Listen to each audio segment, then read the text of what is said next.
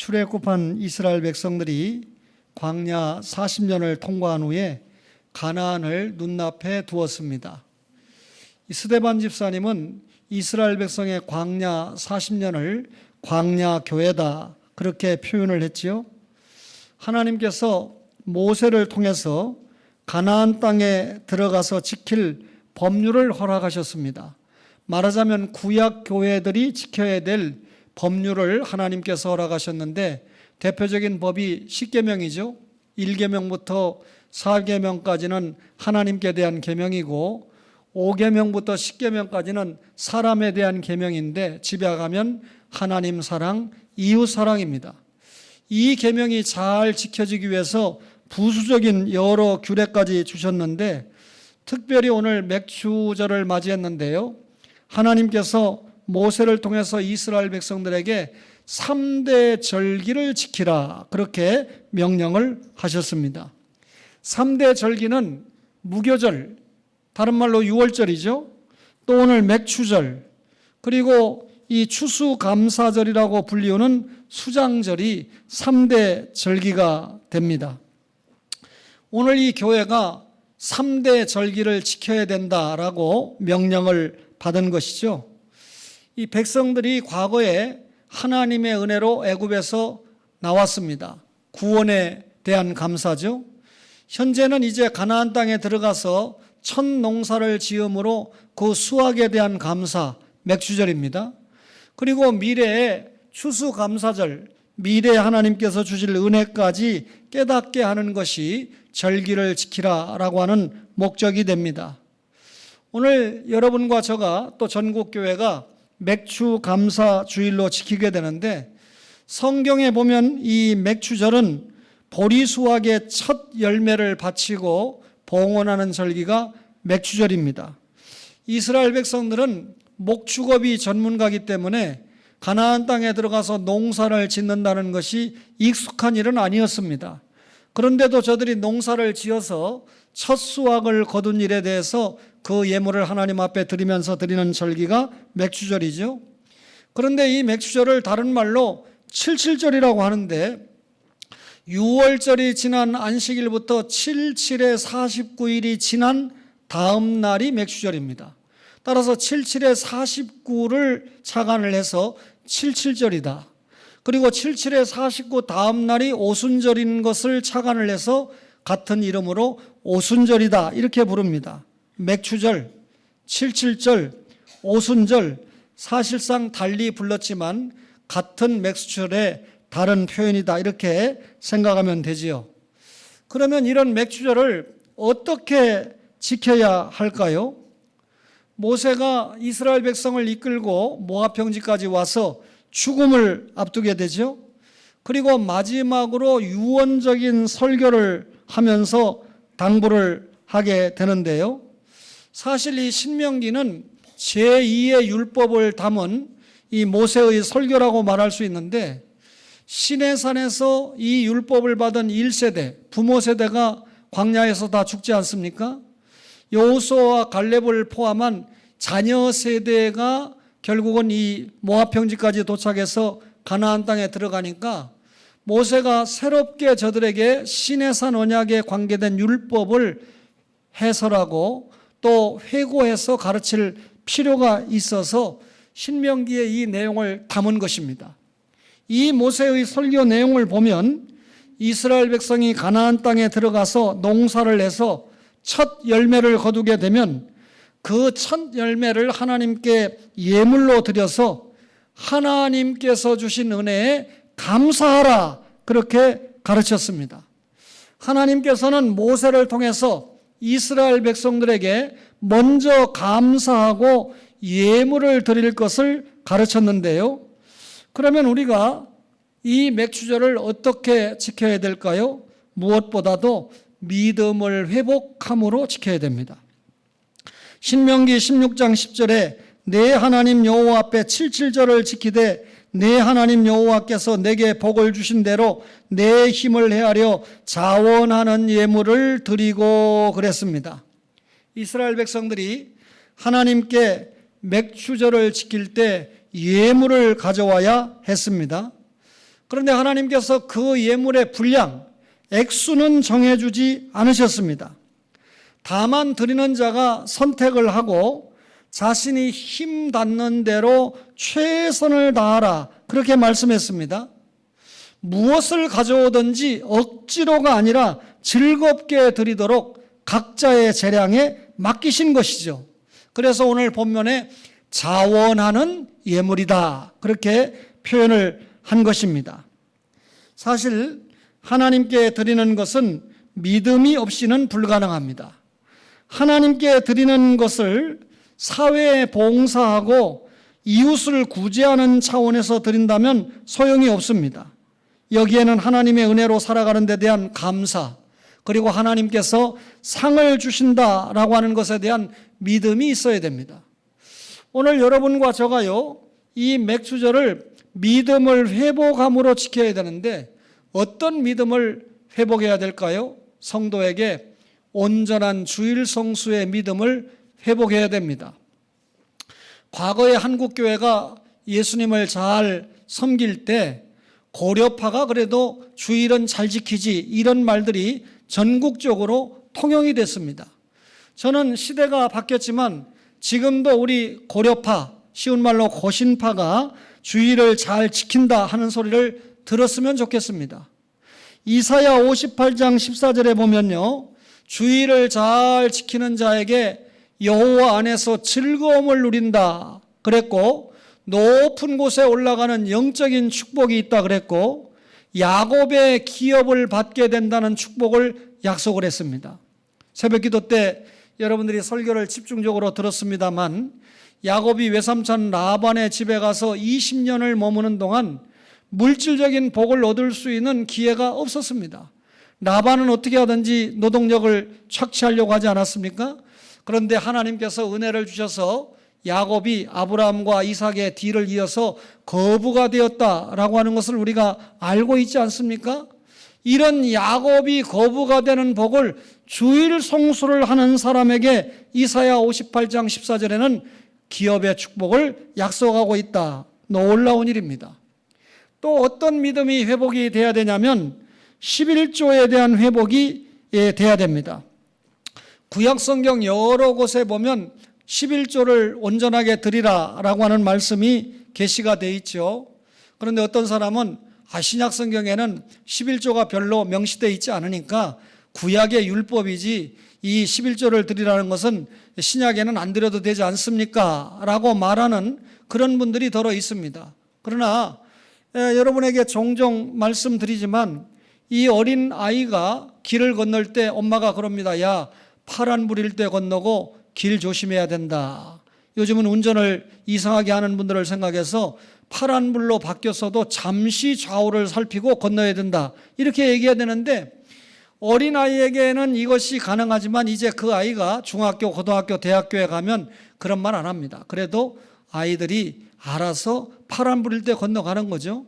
구약시대 때 11조를 강조를 많이 하셨는데 이제 신약시대를 살아가는 여러분과 저에게는 믿음이 성숙했기 때문에 강조를 하지 않아도 당연한 것으로 이렇게 고착이 됐다, 그렇게 이해를 하시면 됩니다.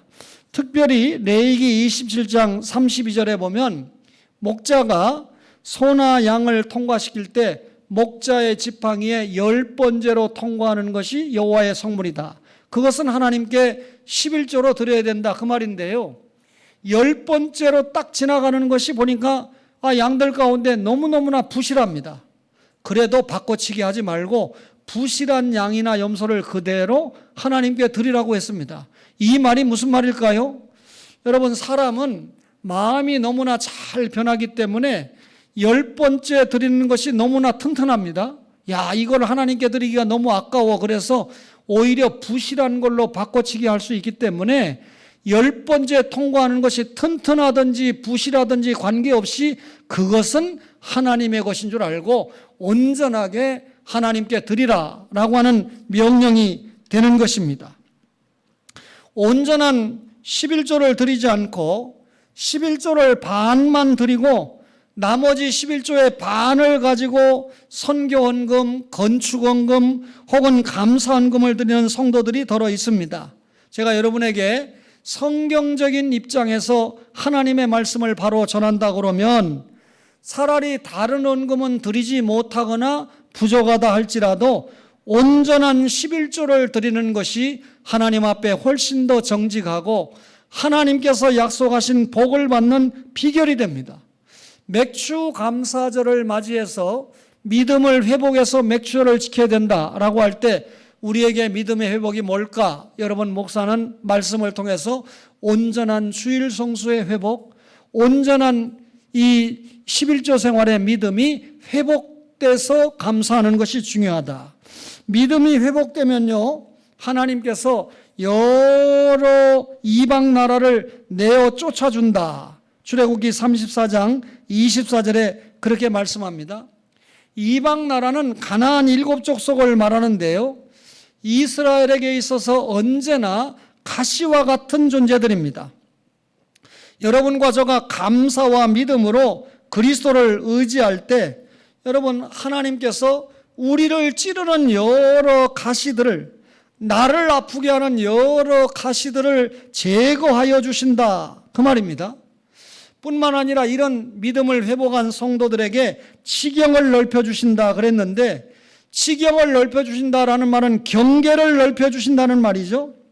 믿음이라고 하는 것은 우리에게 사고의 범위를 넓게 해주고 활동의 영역도 넓게 해주고 또 우리에게 기도의 범위도 확장을 시켜줍니다. 뿐만 아니라 아무도 내 땅을 탐내지 못하도록 하신다. 이스라엘 백성, 말하자면 성도들이 가족과 소유를 두고 하나님께 예배를 드리러 올라갈지라도 그 땅을 탐내지 못하도록 하나님께서 보호해 주신다, 그 말입니다. 이 믿음의 회복을 우리가 통해 하나님 앞에 받는 이 약속의 복이 얼마나 큰 것인지 몰라요. 그런데 이런 약속의 복이 엄청난데 과정이 필요하잖아요. 무슨 과정입니까? 믿음의 회복입니다. 온전한 주일 성수와 온전한 11조 생활을 통한 약속된 복을 마음껏 받아 누리는 초원의 가족들이 되기를 간절히 바랍니다. 그러면 어떻게 또 맥주절을 지켜야 될까요? 이웃사랑을 행동화하면서 지켜야 됩니다. 신명기 16장 11절에 너와 내 자녀와 노비와 내 성중에 있는 레위인과 민 너희 중에 있는 객과 고아와 과부가 함께 내 하나님 여호와께서 자기의 이름을 두시려고 택하신 곳에서 내 하나님 여호와 앞에서 즐거워할지니 그랬습니다. 하나님께서는 가난한 사람은 항상 너희 곁에 있다 그랬습니다. 우리나라에도 가난한 사람이 많고요, 세계 도처에도 지금 너무너무나 가난한 사람들이 많이 있습니다. 이들이 어떤 이유에서 어려운 가운데 있든지 외면하지 말고 도우라는 것이 하나님의 말씀입니다. 살기가 바쁘다 보면 우리의 친척이나 우리의 부모나 친구나 이웃도 모르고 살아가게 되는 경우가 많습니다. 여러분, 특별히 이북의 동포들을 위시한 세계 곳곳에 정말 어렵게 사는 동포들이 얼마나 많이 있습니까? 언젠가는 남북 통일이 되지 않겠어요? 그때 우리가 북한 동포를 맞이하고 혹은 전도하러 올라가면 그들이 우리가 굶어 죽어갈 때 당신들은 무엇을 했는가? 라고 물으면 무엇이라고 대답을 하겠습니까? 우리가 하나님의 영의 양식을 공급할 수단으로 육신 생활에 필요한 물질도 나누어 줄 알아야 된다, 그 말이죠.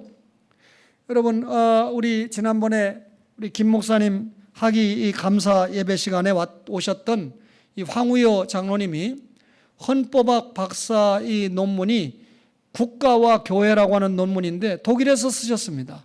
근데 그 책을 읽어보면 핵심이 독일이 통일되는 데 있어서 독일의 교회가 핵심적인 역할을 했다라고 하는 겁니다.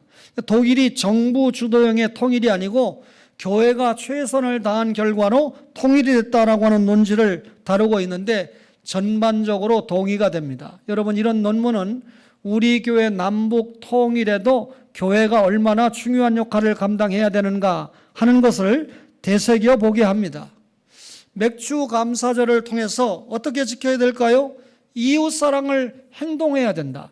하나님 사랑은 이웃 사랑으로 나타나야 되는데 오늘 우리가 또 사랑을 모아서 자원하는 예물은 개척교회나 미자립교회도 섬기고 또 선교사님들도 후원하고 특별히 이 지난번에 1차적으로 우리 우크라이나에 어려움을 당한 민족을 좀 도왔는데 이번에 또 거기에도 우리가 마음을 전달하려고 생각을 하고 있습니다. 설교를 준비하고 이런 그 기도를 하는 중에 한 장로님이 오늘 목사님 자신의 아들과 딸의 이름으로 초원선교회 평생회원을 가입하기 원합니다. 맥주절과 더불어서 제 마음을 다 아는 것처럼 선교사님을 좀 후원했으면 좋겠습니다 해서 여러분에게 일전에 간증했던 제가 목회하면서 만난 선교사 가운데는 최고의 선교사, 희생할 줄 알고 그리고 현장에 아름다운 열매들이 많이 나타난 그 선교사를 좀 후원하려고 합니다. 이웃사랑의 실천이죠. 어떻게 맥주 감사절을 지켜야 될까요? 감사 생활을 열매 맺으면서입니다. 신명기 16장 12절에 너는 애굽에서 종되었던 것을 기억하고 이 규례를 지켜 행할지니라 그랬습니다. 이스라엘 백성들이 애굽 땅에서 나와서 가나안 땅에 들어가기까지 광야에서 40년 여정을 보내지 않아요? 근데 여러분 애굽에서 나온 것도 하나님의 은혜지만 낮에는 구름기둥, 밤에는 불기둥의 인도가 없으면 한 치 앞도 갈 수 없습니다. 더군다나 농사를 짓는 광야가 아니기 때문에 이 하나님께서 만나와 메추라기를 주지 아니하시면 손으로 농사 짓지 아니한 저들이 살아갈 수가 없죠. 따라서 만나와 메추라기는 기적의 양식이고 하늘 양식으로 살아온 거 아닙니까? 이들이 이렇게 하나님께서 주시는 비상 축복 앞에 진심으로 감사할 수밖에 없는 것입니다. 이런 축복 속에서 이스라엘 백성들이 마침내 가나안 땅에 들어갔죠. 그곳에서 열심히 농사 일을 했습니다. 땀을 흘리고 노동한 결과로 풍성한 곡식을 거두었습니다. 말씀드린 대로 이스라엘 백성들은 목축업이 주업이기 때문에 농사를 잘 지을 수 없습니다. 힘이 들었습니다. 그럼에도 저들의 수고와 노력의 결과는 풍성함 그 자체였다. 그 말이죠. 하나님은 풍성한 결과 앞에 마땅히 감사할 것을 명령했습니다. 그렇다면 맥주절은 자유와 해방을 받은 이스라엘 백성들이 가나안 땅에 들어와서 농사에서 얻은 새 소득으로 주께 감사하는 일입니다. 하나님이 주신 은혜를 기억하면서 감사하는 절기가 맥주 감사절이다. 감사 생활로 열매를 맺어야 된다. 그 말이죠. 그렇다면 우리가 특별히 이 시간에 기억해야 될 은혜가 무엇일까요? 오늘을 살아가는 우리는 하나님이 주신 물질적인 결과에 대해서 이 맥주절에 감사를 회복해야 하는데요. 사람들이 보면 참 어렵다고 말합니다. 이 러시아가 우크라이나를 침공을 해서 전쟁 때문에 너무너무나 어렵다. 중국과 정치적인 문제 등으로 수출입에 차질을 빚어서 여러 가지로 경제가 어려운 중에 있다. 이렇게 말합니다. 그런데 여러분, 저와 여러분의 어린 시절을 한번 생각해 볼까요? 제가 아마 중학교 다닐 때 우리나라가 1976년에 100억 불 수출, 1인당 1000불 소득이 목표다라고 또 학교를 다니는 중에 그것이 이루어졌다고 엄청난 홍보를 했던 일이 있습니다. 100억 불 수출, 1000불 소득, 단위가 좀 그럴싸하잖아요. 그런데 잠시 전에 제가 찾아보니까 2022년 이 전반기에 수출한 것이 얼마인지 압니까? 거의 6천억 달러가 넘습니다. 100억 불 정도가 아니고, 그러니까 작년 한 해 동안 수출한 건 뭐 조 단위가 넘어요. 그러니까 이 수출하는 과정으로 보면 우리나라가 세계 8등이라고 그럽니다. 굉장한 수치죠. 그런데도 못 살겠대요. 1인당 GNP가 얼마인가 봤더니 세계에서 가장 높은 나라가 룩셈부르크예요. 약 12만 달러. 미국은 그 절반 정도인 6만 4천 달러고 우리는 거기에서 또 절반 정도인 3만 4천 달러인데 3만 4천 달러가 세계 몇이냐? 26입니다. 그러면 상당히 앞에 있는 거죠. 국민 총생산은 역시 세계 10등입니다. 8등, 26등, 10등으로 여러분 이 검색이 되는데 그만큼 우리나라가 수준이 높아졌어요. 여러분 어렵다고 해도 옛날에 아침에 일어나면 진지 잡수셨어? 밤새 안녕하셨어요? 약 치료를 못 받아가지고 노인들이 밤새 가시죠? 먹을 것이 없으니까 아침 진지는 드셨느냐라고 인사했던 때가 엊그제 같은데 지금 그런 인사 안 하잖아요. 그만큼 우리가 의식주 문제에 있어서 수준이 높아졌는데도 불구하고 더 많이 소유하고 싶은 인간의 욕망 때문에 우리의 감사를 빼앗기고 있는 것입니다. 오늘 예수 믿는 여러분과 저는요, 이런 때일수록 하나님 앞에 감사를 회복해야 돼요. 하나님이 주신 풍성한 수확 앞에 하나님 앞에 감사를 회복하는 여러분과 저가 되기를 바랍니다. 그렇다면 어떻게 감사를 회복할 수 있을까요? 구원의 은총을 기억해야 가능합니다. 우리는 하나님의 놀라우신 은혜 속에 구원의 은총을 누린 하나님의 자녀입니다. 하나님께서는 예수님께서 이 땅에 오시도록 보내셔서 지옥길로 향하는 우리의 죄를 대속하여 주셨습니다. 내가 믿고 내가 구원받도록 성령님께서 역사하셨습니다. 제가 신학교에서 공부할 때 여러분 이 목사의 이 품질은요, 신학교 다닐 때 교의 신학을 제대로 공부했느냐 못했느냐가 완전히 결정납니다.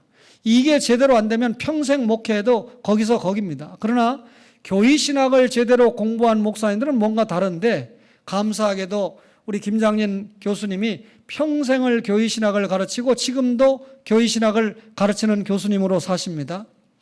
여러분이 들어보셨던 박형룡 박사님은 교의 신학을 이 계시론, 신론, 인재론, 기독론, 그 다음에 이 교회론, 구원론, 교회론, 그 다음에 말세론 7가지로 가르치셨는데 우리 박병식 목사님을 이어서 김장진 목사님께서 강의하시면서 구원론과 성령론을 떼서 구원론 따로 성령론 하니까 8가지가 되지 않습니까? 대단한 학문적인 진전입니다. 저는 거기에 100% 동의를 하기 때문에 저는 교의학 교수는 아니지만 학교에서 학생들을 가르칠 때 이 교의신학을 8개 분야로 나누어서 학생들에게 공부하도록 권장을 합니다. 나를 구원받게 하고 나에게 성령님이 역사하시는 거 하나님의 전적인 은혜이지 않습니까? 이를 통해서 구원받지 않았어요? 이 맥주절에 지난날 구원받은 은총을 감사해야 됩니다. 어떤 사람은요, 비가 너무 많이 안 와가지고 농사 망쳤다. 또 갑자기 장마가 겹쳐가지고 농사 너무 망쳤다. 나는 감사할 조건이 없다. 이렇게 말하는 사람도 있습니다. 말하자면 눈에 보이는 양식이나 물질적인 것이 없기 때문에 감사할 수 없다. 그 말이잖아요. 그런데 하나님은 뭐라고 말씀합니까? 그런 사람에게도 범사에 감사하라. 이렇게 명령합니다. 무슨 말이죠? 너가 지금 물질적인 수확이 없다 그렇게 말하지만 하나님께서 너를 애굽에서 해방받도록 구원하셨다. 그 구원의 은총을 기억하고 감사하라는 겁니다. 여러분 우리가 구원의 은총을 감사할 때 그 다음에 모든 감사가 회복되는 것입니다. 본질적으로 구원받았기 때문에 어느 시대, 어떤 장소, 어떤 상황에 있더라도 감사가 넘치는 줄로 믿으시기를 바랍니다. 구원받은 은총을 기억하고 뿐만 아니라 기억해야 할 또 하나의 은혜가 있는데 성화의 은총을 기억해야 됩니다. 구원받은 성도가 십자가에서 사제의 은총을 맛보았잖아요. 거기서 끝나는 게 아니라 하나님의 나라 일꾼을 감당하기 위한 성화 생활에 몰입을 해야 됩니다. 그리고 열매를 맺어야 되는 것이죠.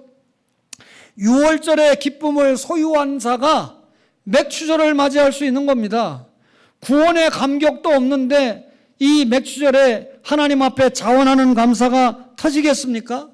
따라서 구원받은 성도를 훈련시키는 하나의 방법이 맥추절을 통한 훈련입니다.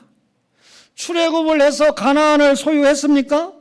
가나안 땅에서 성화의 생활이 나타나야 된다는 것이죠. 신앙이라고 하는 것은 여러분 믿음과 행위가 일치가 될 때 그 진가가 발휘되는 것입니다. 구원받은 신앙이 성화 생활에서 그 열매가 나타나게 된다는 것이죠. 이런 의미에서 이 맥추절에 성화 생활하게 하신 하나님의 은총 앞에 다시 한번 감사해야 됩니다. 성경이 모두 1189장인데 히브리서 11장을 우리가 믿음장이다 그렇게 말하죠. 고린도전서 13장을 사랑장이다 그렇게 말하죠. 고린도전서 15장을 부활장이다 그렇게 말합니다. 그런데 구약의 시편 136편은 감사장이다 그렇게 말하거든요. 1절부터 26절까지 되어 있는데 감사하라 감사하라라는 말이 26번 나와요. 그리고 하나님의 인자하심이 영원하시도다라고 하는 말이 26번 나오는데 말하자면 감사의 대상이 하나님이다 그 말입니다. 여러분 성도는요 하나님 앞에 징계를 받을 때가 덜어 있어요.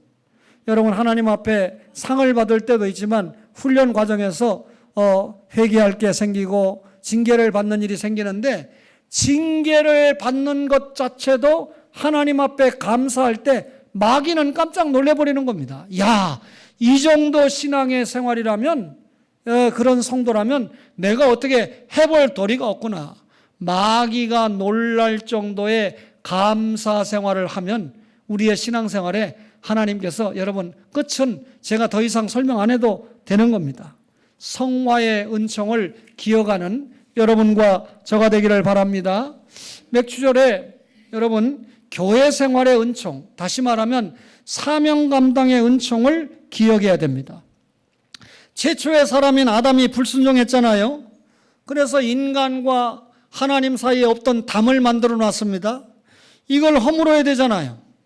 그런데 허물기는커녕 아담과 하와가 에덴에서 추방을 당했습니다. 하나님의 관계가 회복될 수 있는 방법이 아담과 하와에게는 전혀 없었습니다. 이게 전적 타락이죠. 전적으로 타락한 인간에게 하나님은 예수 그리스도를 약속하시고 때가 되면 이미 보내주셨습니다.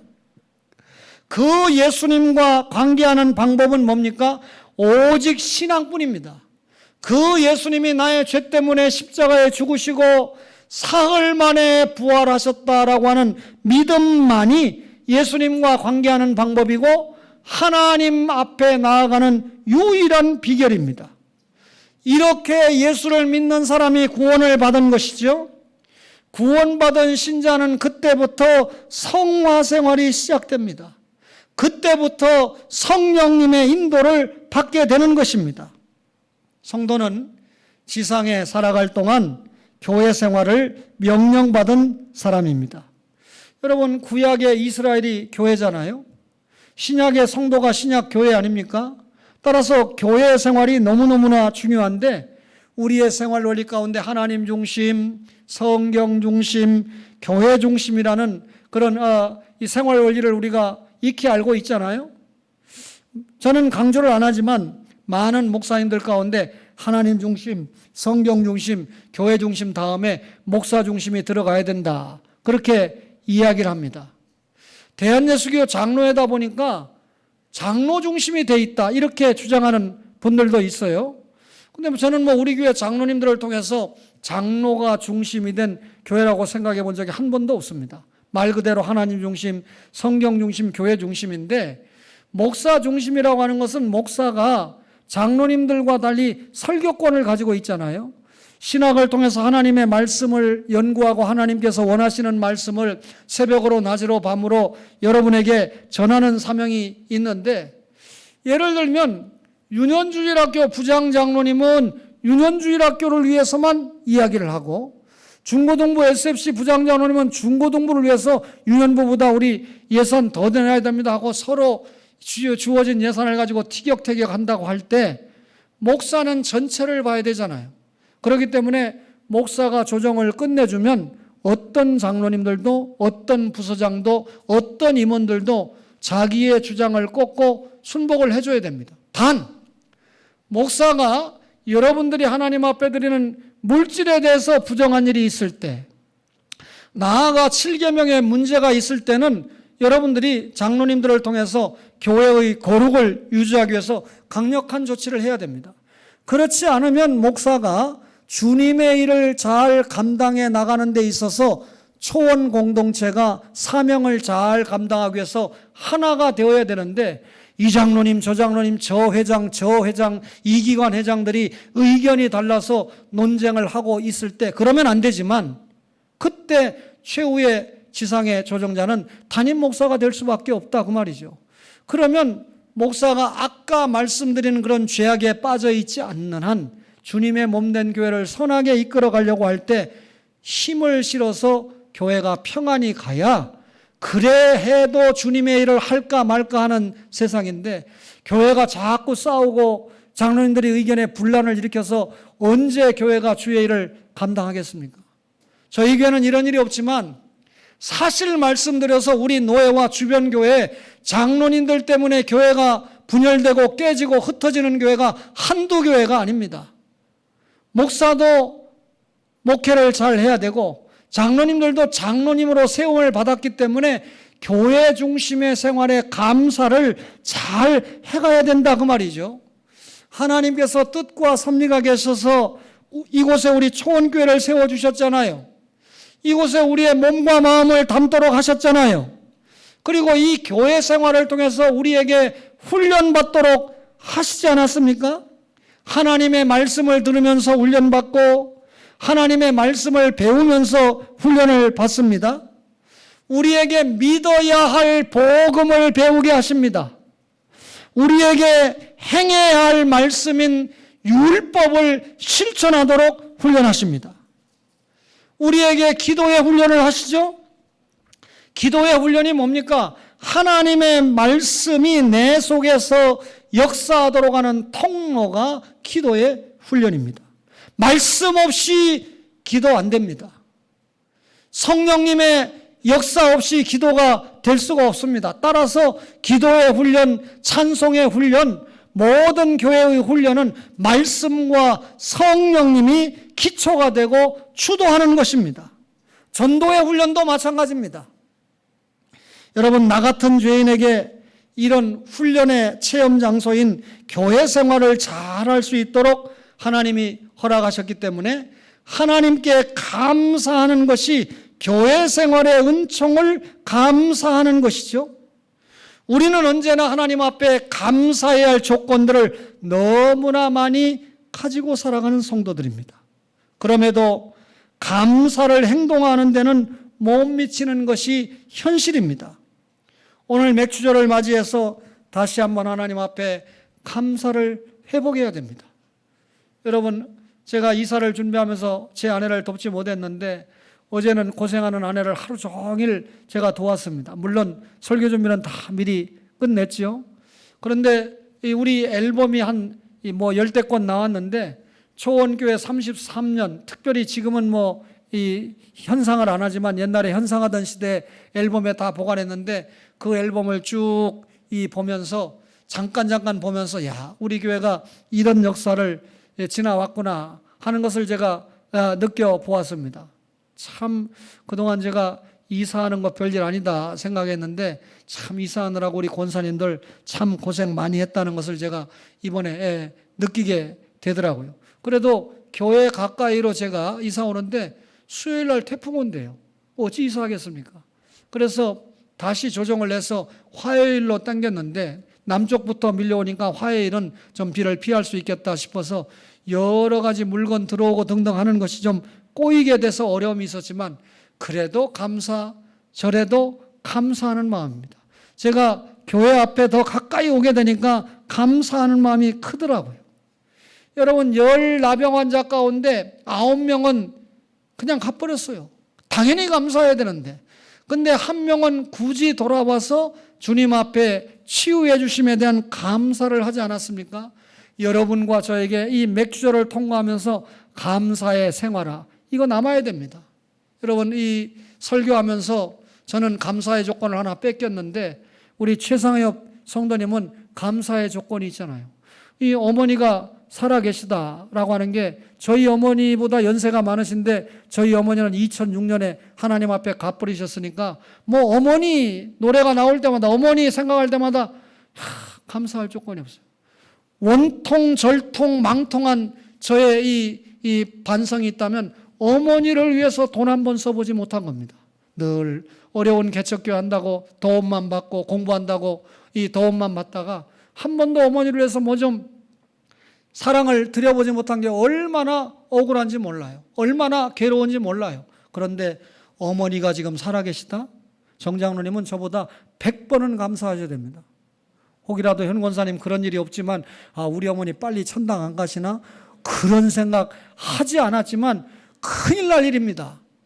사랑하는 어머니들, 사랑하는 아버지들 더욱더 장수하고 주어진 여건과 환경에서 감사함으로 아버지 어머니를 잘 섬기는 것이, 여러분이 내 부모를 공경하라, 내가 땅에서 잘 되고 장수하리라, 복이 보장된 줄로 믿고 주님 앞에 감사 또 감사하는 초원의 가족들이 되시기를 주님의 이름으로 간절히 바랍니다.